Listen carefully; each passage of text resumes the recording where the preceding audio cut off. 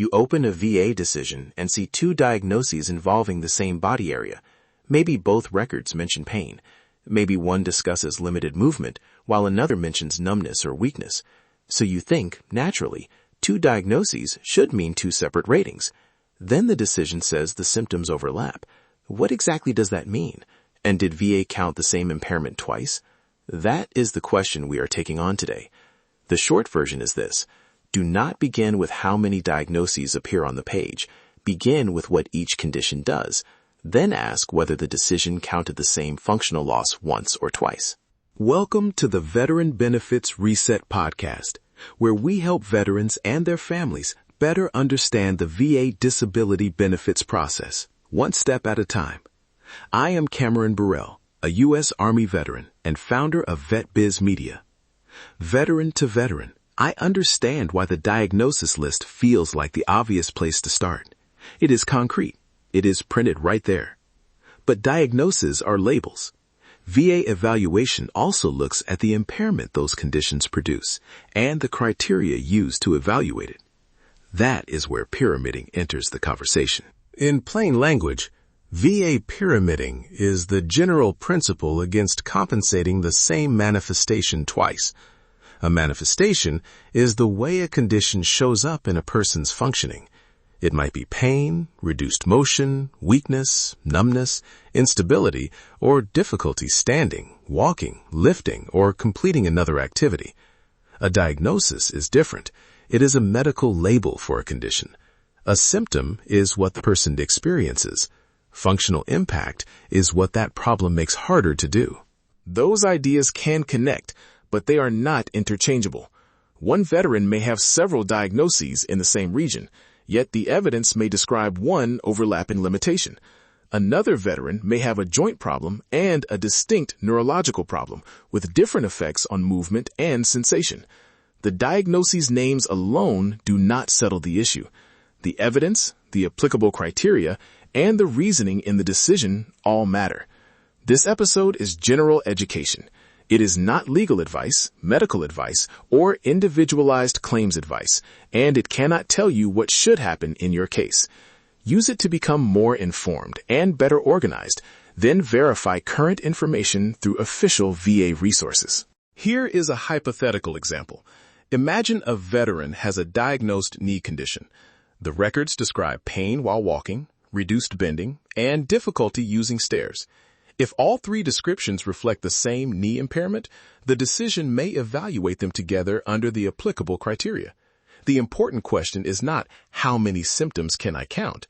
It is what functional limitation is actually being recognized. Now add another fact to the hypothetical. The records also describe persistent numbness along a particular pattern, along with weakness affecting movement in a different way. That may raise a different question because the nerve-related manifestation could be distinct from the joint's limitation of motion. But notice the wording. It may raise a question. It does not guarantee a separate rating. The evidence has to show what is different, and the decision has to apply the relevant criteria. This is why the better starting point is function, not diagnosis counting. A similar issue can arise with back pain. Two diagnoses may appear in the same medical record, and both may be associated with pain and difficulty sitting. Two labels do not automatically prove two separately compensable manifestations. On the other hand, if the evidence identifies a separate neurological effect, instability, or another distinct limitation, that deserves careful review. The key question is, what does each condition do that is meaningfully different from the other condition? Let us make that practical by looking at the decision letter. Start with the issues VA decided. Write them down exactly as they appear. Then find the evidence discussion. Which examinations, treatment records, service records, or statements does the letter identify? Next, look for the explanation connecting that evidence to the evaluation. What symptoms or limitations did VA acknowledge? Which findings did it discuss as part of another condition? Pay especially close attention to sentences explaining how a symptom was treated. Imagine, purely as a hypothetical example, that a letter says, pain with movement is considered in the evaluation of the joint condition. That sentence tells you how VA handled that symptom in that decision. It does not answer every question, and it does not predict the correct result in another case. But it gives you a precise sentence to discuss with an accredited representative. Specific language creates better questions than a general feeling that something was missed. Here is a simple worksheet. Use 4 columns. In the first, write the diagnosis exactly as shown in the decision or medical evidence. In the second, write the symptoms connected to it. In the third, write the functional effect: reduced grip, difficulty bending, numbness, instability, or trouble standing. In the fourth, write where the decision discusses that issue. Do not worry about creating a perfect legal analysis. You are building a map. That map may show that 2 diagnoses were discussed as one impairment. It may show that a symptom was acknowledged but not separately evaluated. It may show a medical term you need explained. Or it may show that a record you expected to see is not mentioned. Each possibility leads to a different question. Do not jump from "I found 2 diagnoses" to "I should receive 2 ratings." Instead ask, what manifestation did the decision recognize? Is the same limitation being described under more than one label? Is there a distinct effect, such as a documented nerve deficit or instability? What evidence supports that effect? Also, separate a missing record from an unfavorable record. If the letter does not mention a document, you may have a question about whether it was considered. If the letter mentions it and explains how it was weighed, that is a different question. Look at dates too. Which evidence was available? Which examination did the decision rely on? Does the letter describe your symptoms over time or only at one point? These details may matter when you speak with a VA-accredited veteran service organization, claims agent, or attorney. If you consult an accredited representative, bring a short question list. You might ask, what manifestations did the decision recognize for each condition? Does the decision appear to treat the same symptom as part of more than one evaluation? Are distinct limitations discussed separately? Which evidence supports each limitation? Is any relevant evidence missing from the discussion? And, based on the date and wording of the decision, what current review options should I learn about? That last question matters because review choices and deadlines can depend on the decision and the applicable process.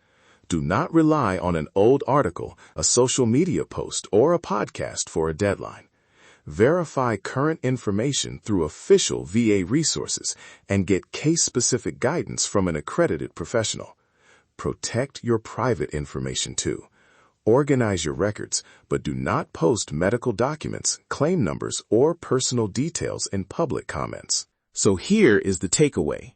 VA pyramiding is generally about avoiding compensation for the same manifestation twice. A diagnosis is not the same as a symptom. A symptom is not the same as a functional limitation. And 2 diagnoses do not automatically equal 2 separate ratings. At the same time, overlapping conditions can involve distinct effects. The way to review that question is to look at what each condition does, what the evidence documents, and how the decision explains its reasoning. Facts over frustration. Education before action. Before the next episode, take your decision letter and use 3 marks. Circle every diagnosis.